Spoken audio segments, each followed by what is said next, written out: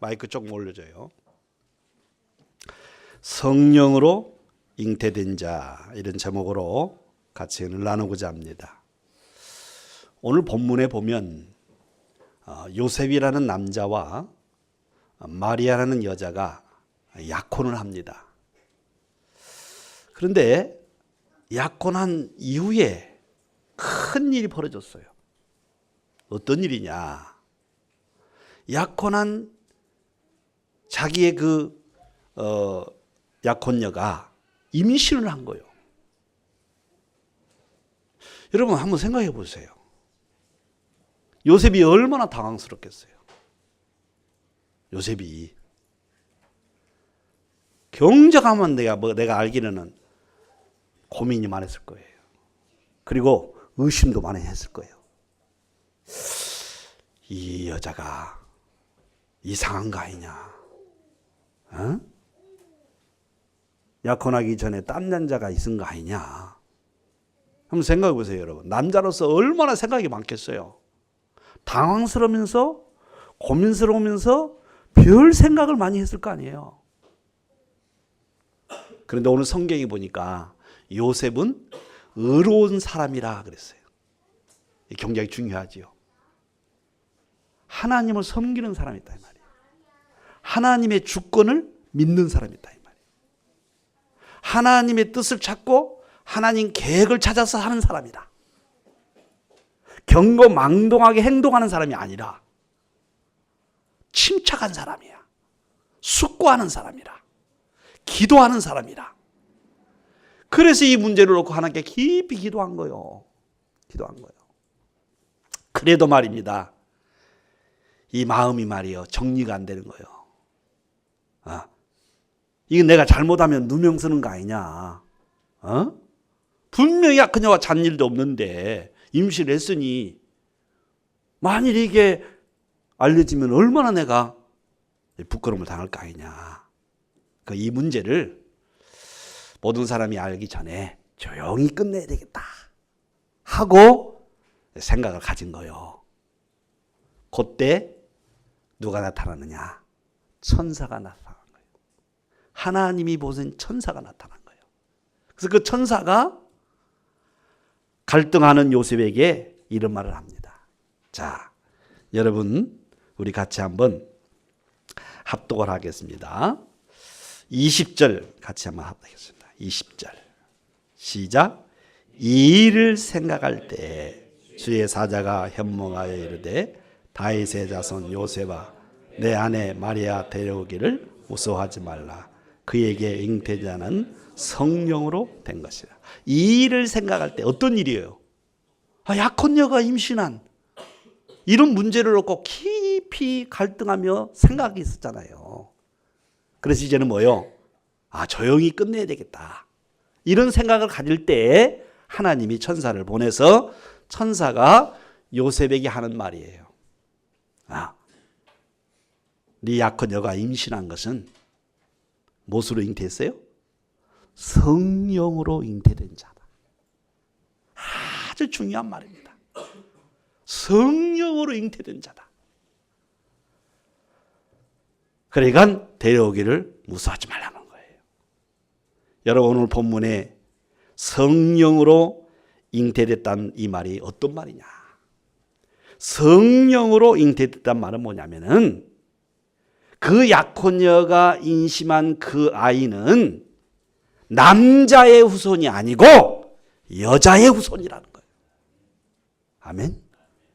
남자의 후손이 아니라는 거. 다시 말해서 남자의 후손이라는 말은 뭐냐면은 아담의 후손.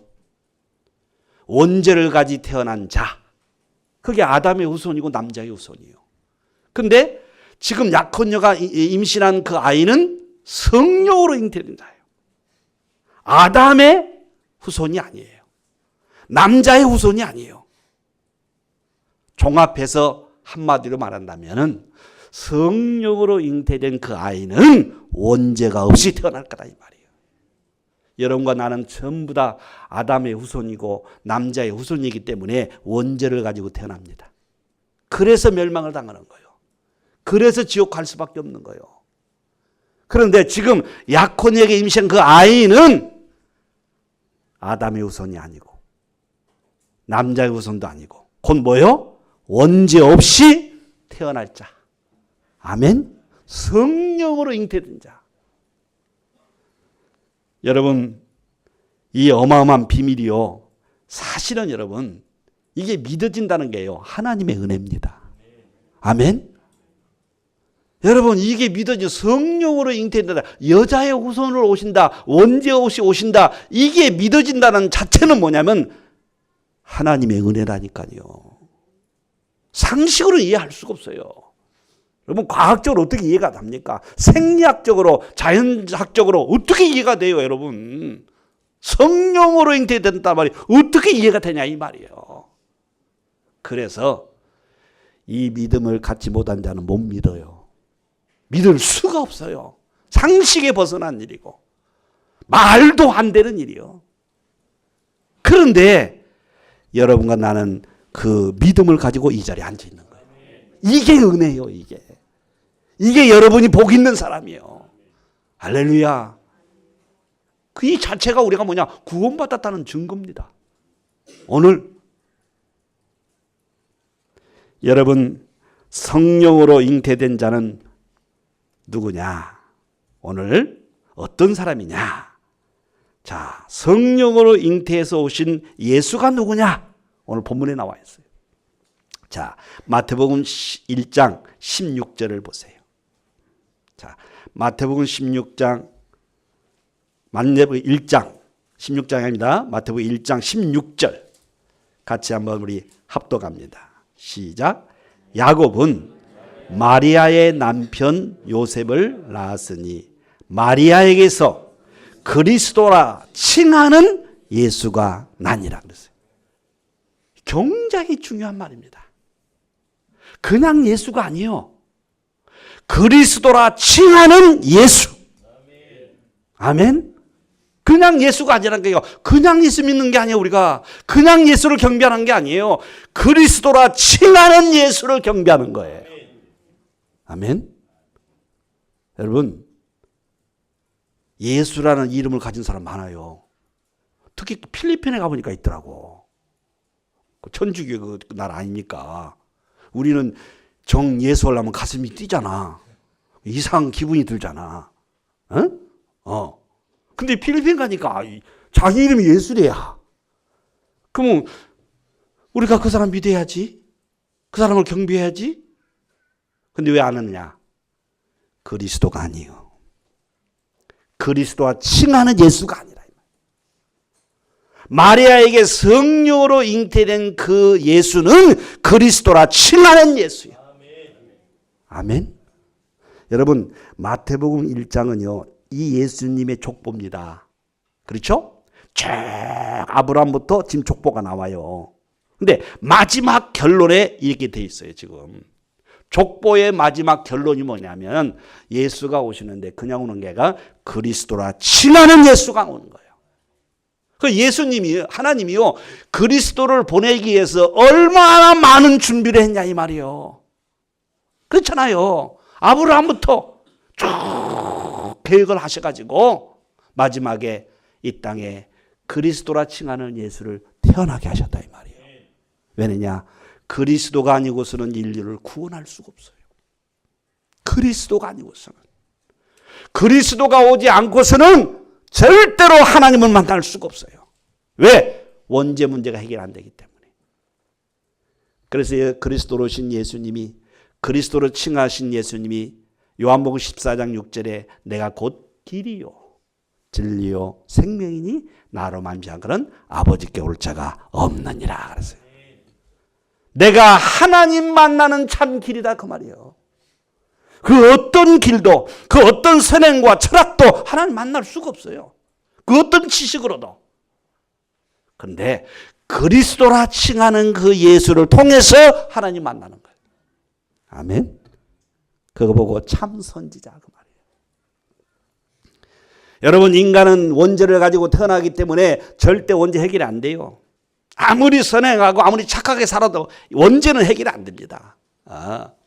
그래서 원죄를 해결하실 분이 오셔야 되는데 그분이 뭐냐? 성령으로 잉태한 여자의 후손. 원죄 오신 분. 그래서 예수님께서 마가복음 10장 45절에 보면은 대속 제물로 오셨다고 그랬어요. 그 대속 제물이란 건 뭐냐면은 인간의 원죄를 해결해서 제물로 오셨다 그 말이에요. 그래서 예수는 죽으러 오신 거예요. 예수는 십자가에 죽어서 오신 거예요. 살려고 오신 게 아니에요.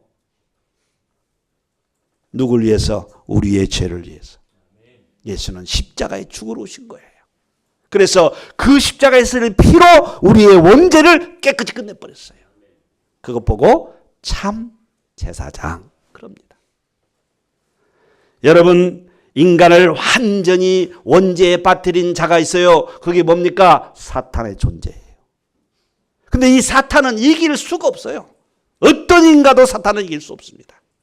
그래서 이길 자를 보내셨어요.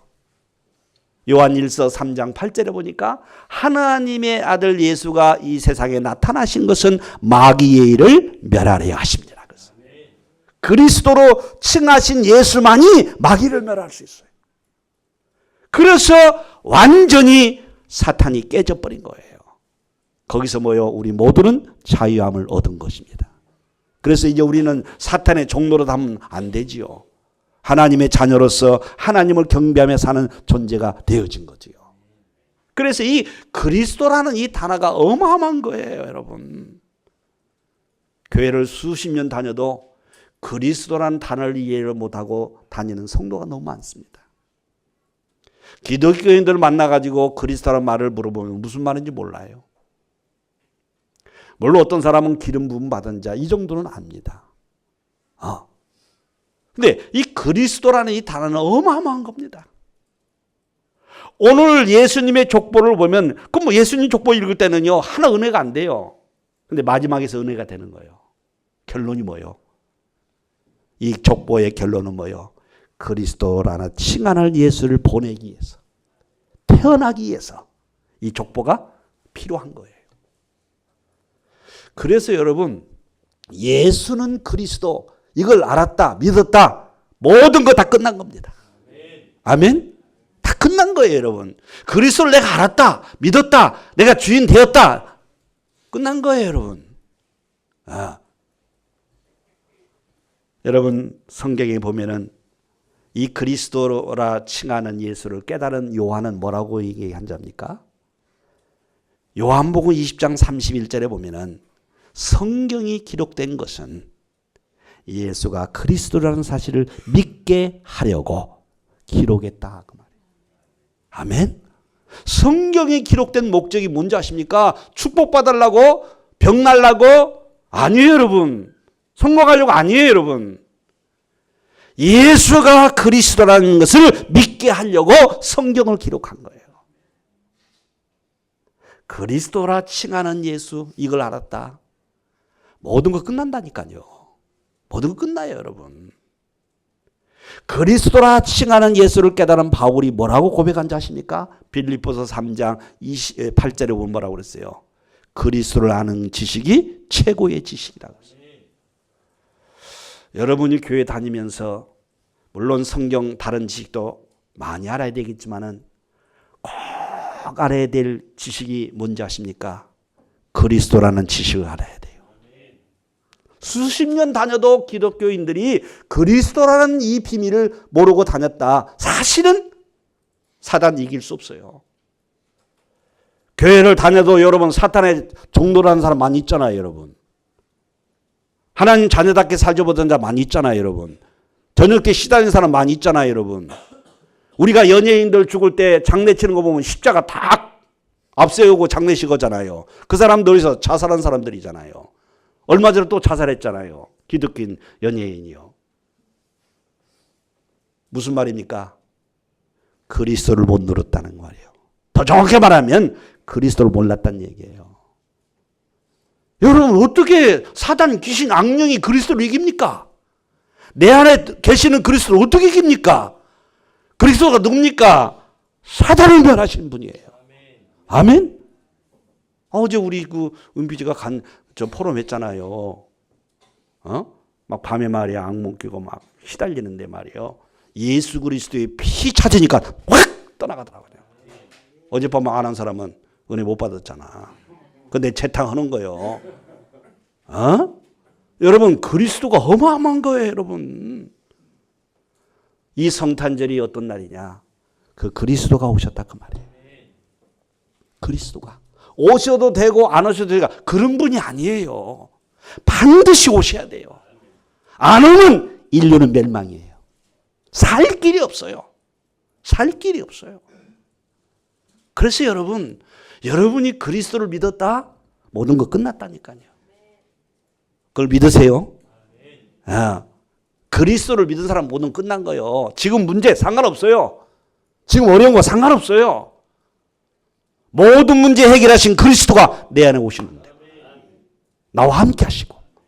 할렐루야. 그래서 여러분 성탄절의 주인공은 산타가 아니에요. 성탄절의 주인공은 산타가 아니에요. 주연아 산타가 아니다. 민수야 사슴코가 아니요. 성탄절의 주인공은 그리스도요. 그리스도. 그분이 오셔서 나를 찾아오셨어요. 여러분을 찾아오셨어요. 그래서 뭐요? 성령으로 믿게 하셨어요. 성령으로. 그래서 그분을 여러분을 영접하고 그분을 주인을 모시고 오늘 이 자리에 앉아 있는 거예요. 아멘. 그래서 여러분 우리는 예수 믿고 구원받는 한 자녀는요. 25일 날만이 성탄절 아닙니다. 25일은요. 이 성탄절은 예수님이 그리스도 오셨다는 그걸 말씀하는 것이고 우리의 성탄절은 매일 성탄절이에요. 아멘. 왜? 우리 안에 거하시잖아요. 우리 안에. 오늘 본문 보세요. 23절을 같이 한번 읽겠습니다. 23절. 시작. 보라, 처녀가 잉태하여 아들을 낳을 것이요 그의 이름은 임마누엘이라 하리라 하셨으니 이를 본 자가 하나님이 우리와 함께 계시다 함이라. 아멘. 그리스도 되신 예수님은 오늘도 성령으로 여러분과 함께 하시다. 매일 함께 하셔. 24시간 함께 하셔서. 그래서 우리는 매일 성탄절이에요. 매일 성탄절. 그래서 매일 성탄절이기 때문에 여러분 온 세계는요. 가만히 있다가 성탄절만 되면 자기들이 더 기뻐해. 바깥 사람이. 의미도 잘 모르고. 근데 어쨌든 간에 성경은 성탄절이 진짜 기쁨이에요. 하늘에는 영광이요 땅에는 평안하다. 이게 왔으니까 얼마나 기뻐요. 그러니까 우리는 뭐요? 이걸 아는 우리는 성탄절의 이 깊은 의미를 아는 영적 사실을 아는 우리는 뭐요? 매일 기뻐해야 돼요. 그게 매일 성탄절이요. 매일 성탄절. 오늘부터 여러분 매일 성탄절 되시길 바랍니다. 매일 기뻐하세요. 그래 말이야. 그리스도로 칭하는 예수가 날 위하여 이 땅에 오셔서 내 죄 저주 사단 지옥 문제 해결하시고 나를 영원히 인도해 주시고 승리하도록 보장해 주신 것. 이게 성탄절의 깊은 영적 의미입니다. 오늘 여러분 이 성탄절에 간단한 말씀이지만 이 어마어마한 비밀을 여러분 알았다는 거 감사하셔야 돼요. 이건 절대 공부해서 깨달아지는 게 아니에요. 위에 계신 하나님이 깨닫게 해주셔야 깨닫는 거예요. 예수님이 그랬잖아요. 바울이 예수가 그리스도라를 고백하니까 뭐라고 했어요? 그거 네가 안 거 아니요. 위에 계신 아버지께서 알게 하신 거야. 이게 여러분에게 똑같은 은혜입니다. 아멘. 그래서 여러분 낙심하지 마세요. 아니 그리스도의 비밀을 깨닫게 하신 하나님이 뭘 못 주겠어요? 우리를 실패시키겠습니까? 아닙니다 여러분. 잠시 있는 고난 역경은 지나가는 과정이고 우리를 그리스도인으로 성식시켜 나가는 하나의 과정일 뿐이에요. 우리는 반드시 승리가 포장되어 있습니다. 그래 내년에도 매일 성탄절에 대해서 승리하시기를 축원을 드립니다. 기도하겠습니다. 하나님 아버지 감사합니다. 그리스도라 칭하는 예수를 알게 하여 주옵시고 믿게 하여 주시고 주인으로 모실 수 있도록 인도해 주신 것을 감사합니다. 이 사실을 두고 우리는 오늘만이 성탄절이 아니라 매일 성탄절을 보내게 하여 주시옵소서. 하나님을 경배하고 예수로 기뻐하는 우리 인생길 되게 하옵소서. 예수 그리스도의 이름으로 기도하옵나이다.